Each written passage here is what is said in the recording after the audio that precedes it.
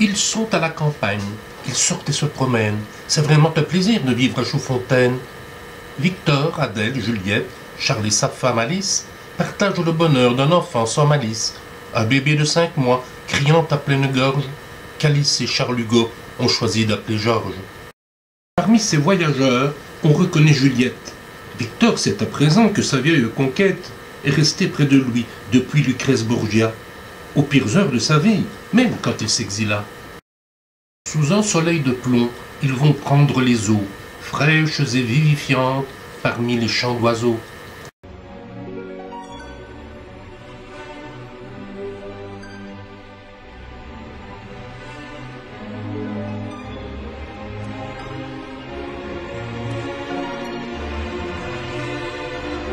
Puis les voilà flânant sur les berges de Vesdre, pendant ce temps radieux, vrai paradis terrestre. D'un côté la rivière et de l'autre un biais, canal amenant l'eau que l'on a déviée. Du flux de la rivière, la source d'énergie, des petits laminoirs, fenderies et clouteries, que compte la famille habitant le château, érigé dans le parc, en bordure du coteau.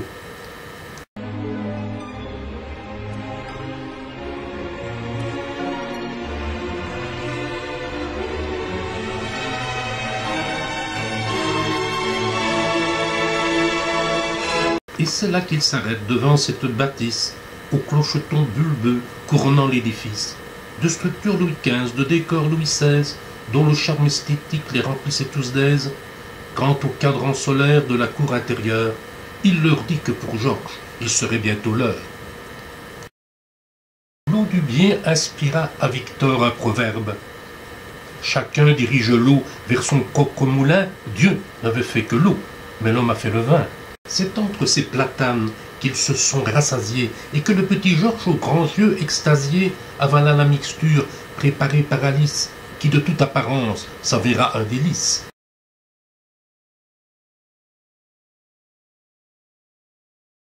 La forme des deux arbres interpellait Victor, qui voyait devant lui 2 pattes de dinosaure, car depuis 25 ans, il connaissait ce terme, distinguant ce géant de tous les pachydermes.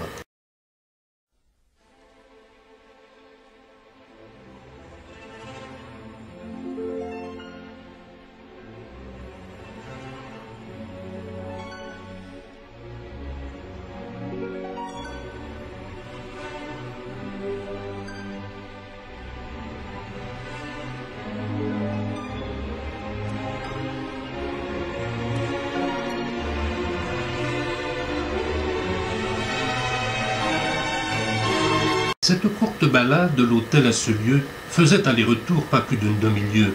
C'était tout ce qu'Adèle pouvait encore marcher. Elle pressentait qu'allait à son tour s'approcher les pénibles journées, préludes à le revoir, qu'elle devrait s'efforcer bientôt de concevoir comme l'unique issue de sa vie ici-bas, la livrant nuit et jour à son dernier combat. Heureusement, Juliette, devenue son amie et l'éternelle maîtresse de l'homme de sa vie, essayait pour le mieux d'apaiser ses souffrances, que ce fût à Guernsey, en Belgique ou en France.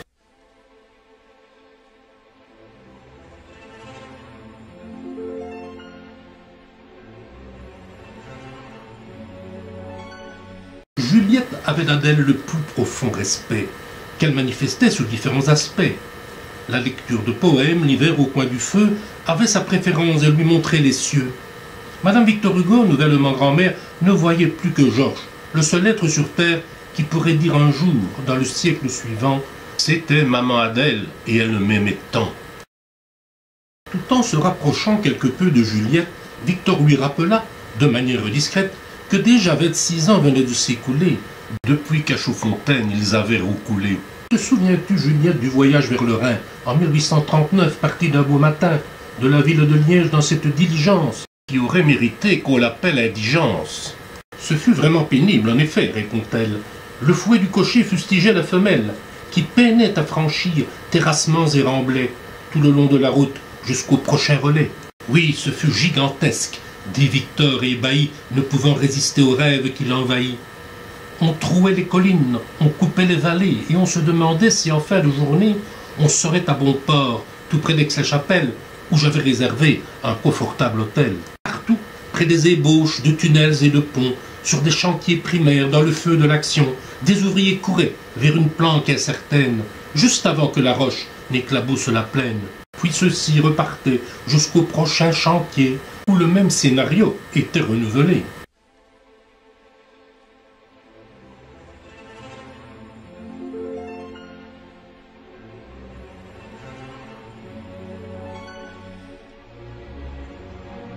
Alors qu'ils arrivaient, esplanade de la gare, où deux cochers fins prêts signalaient le départ d'un voyage destiné à de jeunes pèlerins qui venaient de descendre à l'instant de leur train.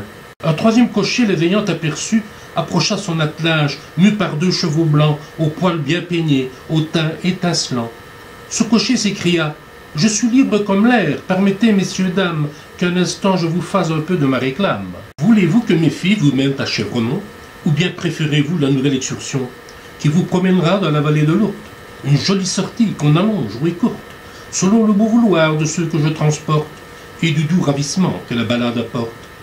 L'Ourthe a donné son nom à un département que la France dirigea jusqu'au démantèlement de l'Empire français, vaincu à Waterloo, là où Napoléon perdit tout son halo. On aurait pu penser, en voyant ces touristes, que l'on avait affaire aux plus heureux curistes.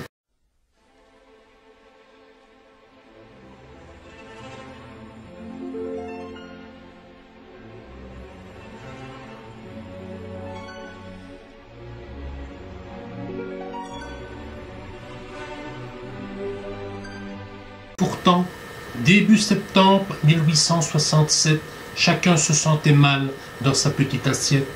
C'était l'anniversaire du drame de Villequier, et tous avaient encore le cœur non résigné. Depuis qu'était partie la douce Léopoldine et Charles son mari, ses époux qui cheminent ensemble et à jamais, là-haut parmi les anges, et dont Victor ne cesse de clamer les louanges. Pour qu'Adèle abattue et Juliette affligée puissent au mieux profiter de leur jour de congé, Victor accepta l'offre de ce cocher vacant qui avait affiché un discours convaincant, même s'il n'aurait pas dû lui rappeler que l'empereur, sur notre territoire, connut le déshonneur. Et tout ce petit monde quitta cette esplanade pour accomplir enfin cette belle promenade. À côté de la gare se trouvait un cursal, bâtiment de loisirs qui rimait avec charme, dont on connaissait bien la passion pour les jeux et dont le Pérugeux détestait le milieu. Car il avait horreur de tous ces pièges à bourse, ces endroits prometteurs, privateurs de ressources. Victor avait déjà réglé de lourdes dettes, que depuis quelque temps Charles avait déjà faites, et notamment à Spa, l'autre cité thermale, où on le retrouvait fauché, sans capital. À une lieue du départ, la voiture bifurqua près d'une grande usine. C'était la vieille montagne. L'Ourthe était sa voisine. L'usine se trouvait là depuis plus de 30 ans. Elle produisait du zinc, un métal important, employé dans les villes pour faire des gouttières, mais aussi procéder aux zingages du fer. Quelques jolies filles captèrent l'œil de Victor quand il les vit couchées sur l'herbe, à même le bord de cette eau silencieuse où régnait le bonheur de gens rassemblés là en quête de fraîcheur. Puis ils sont arrivés dans un joli village où le cocher montra le plus beau voisinage, dont les deux grands hôtels aux allures accueillantes, d'où sortaient des odeurs de cuisine alléchante. L'un d'eux se dénommait Hôtel des étrangers, et l'autre avait choisi pour nom l'Amirauté. De l'avis unanime, ils choisirent le second, dont il faut reconnaître l'unique situation d'être à proximité d'une belle rivière et d'y bénéficier d'une paix salutaire.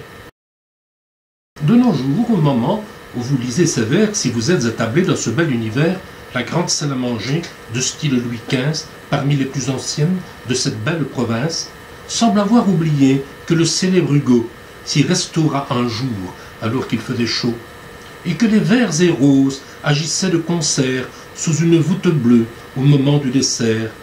Ils étaient attablés sur l'herbe tout près de l'Ourthe, et l'œil mâle du maître scrutait les robes courtes, découvrant des mollets de jeunes filles rayonnantes qui dans d'autres endroits eussent été plus avenantes.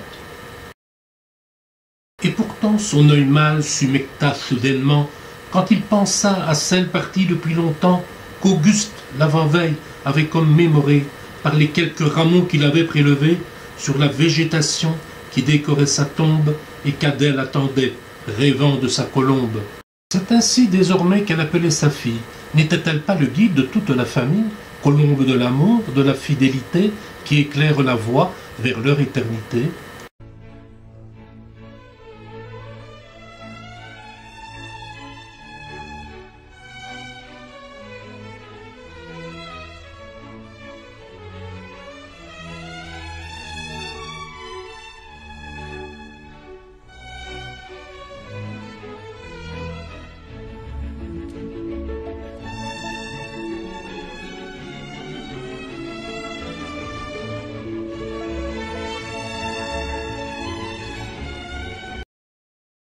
Le lendemain matin, Charles, Alice, bébé Georges quittèrent Chaudfontaine et se rendirent à Spa, où depuis 2 semaines logeait François Victor, le frère plus sérieux que l'on disait habile et même talentueux.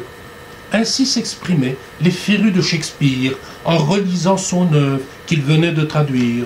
Restée seule à l'hôtel dans le quartier des Sources, Adèle régénérait ses vitales ressources. Pendant que son époux et Juliette Drouet, soucieux de dispenser les chevaux du fouet, gravissaient pas à pas l'épuisante colline où chacun contribue à sa tâche divine. Comme vous l'avez compris, ils avaient emprunté le chemin du calvaire, où des veaux éreintés étaient agenouillés devant chaque station. Les plus âgés déjà prenaient une collation. Les plus jeunes faisaient maigre, soucieux d'optimiser cette succession d'épreuves et souffrances forcées. Victor pensa alors qu'il avait eu sa part, que ces gens expiaient selon leur bon vouloir, alors que Dieu pour lui avait tout décidé, sans jamais l'avertir, ni rien lui demander. Il ignorait alors que la grande faucheuse s'apprêtait à hausser sa puissance fossoyeuse et prendrait petit Georges avant qu'il ait 1 an, sans se préoccuper de tuer un enfant. Puis ce serait Adèle, Charles et François Victor, lui permettant ainsi d'établir un record. Pas étonnant dès lors que Victor écrira « La vie n'est qu'une longue perte de tout ce qu'on aima ». L'ascension du calvaire atteignait la chapelle, réputée guérisseuse de sources très officielles, depuis qu'elle fut construite par des persécutés, quelques jésuites anglais près d'être exécutés, et qui s'étaient enfouis pour trouver un pays où, en priant son Dieu, on n'était pas haï. Gravissez la colline, et de nos jours encore, vous lirez sur l'autel la phrase qui le décore. Près de l'enfant Jésus et de la Sainte Vierge, là où les pèlerins aiment faire brûler un cierge. Ô Sainte Marie, priez pour l'Angleterre. Victor y lut aussi cette courte prière où les persécutés, anciens persécuteurs, voulaient que se terminent tous ces siècles d'horreur. N'avait-il pas écrit avant les Misérables que ces exécutions étaient intolérables et que la religion contre les religions devait faire son œuvre de pure contagion? Il fut tout aussi clair dans la fin de Satan, qu'il avait terminé depuis très peu de temps. Tous les cultes, soufflant l'enfer de leurs narines, mâchent des ossements mêlés à leur doctrine. Tous se sont proclamés vrais, sous peine de mort. Pas un autel sur terre, hélas, n'est sans remords. C'est le 11 septembre et la fin du séjour, qui fut rempli de fleurs, de famille et d'amour. Et alors qu'il quittait la place de l'Esplanade pour rejoindre à Bruxelles la place des Barricades, Victor lança soudain « Au revoir, Chaudfontaine, je ne dis pas adieu, mais à la fois prochaine », espérant qu'en ce lieu, Adèle reviendra, et que le petit Georges avec nous sera là. Puisse être 68, une glorieuse année, où se libérera la France maltraitée, nous qui voulons qu'enfin la Troisième République abolisse à jamais les intérêts iniques. De quelques autocrates ultimes accapareurs de biens souvent acquis par crimes et terreurs, et où cessera l'exil qui nous pèse vraiment, ajouta-t-il alors, en ce divin moment.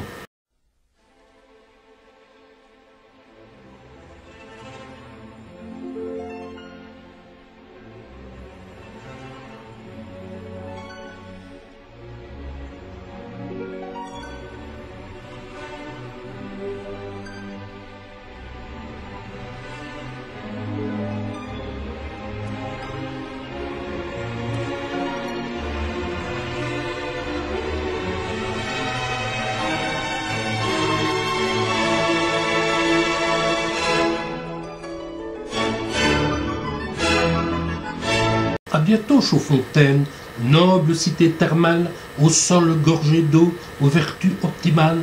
Nous n'oublierons jamais tes coteaux, tes vallons, ni la douce chaleur des propos des Wallons. Quand nous nous côtoyâmes un soir à la brasserie, leur langage était riche en tendres cocasseries. Nous disions serpillière et eux disaient torchon. Nous mangions des endives, eux c'étaient des chicons. Mais ensemble, chaque jour, nourrissions l'espérance. Ce mot nous est commun en Belgique et en France. Chaudfontaine la modeste, comme l'humble violette exhale son doux parfum de manière discrète, tu nous as reposés et je pars satisfait d'avoir pu savourer tes multiples bienfaits. Et le train démarra, une bête véritable, qui de plus en plus devenait habitable.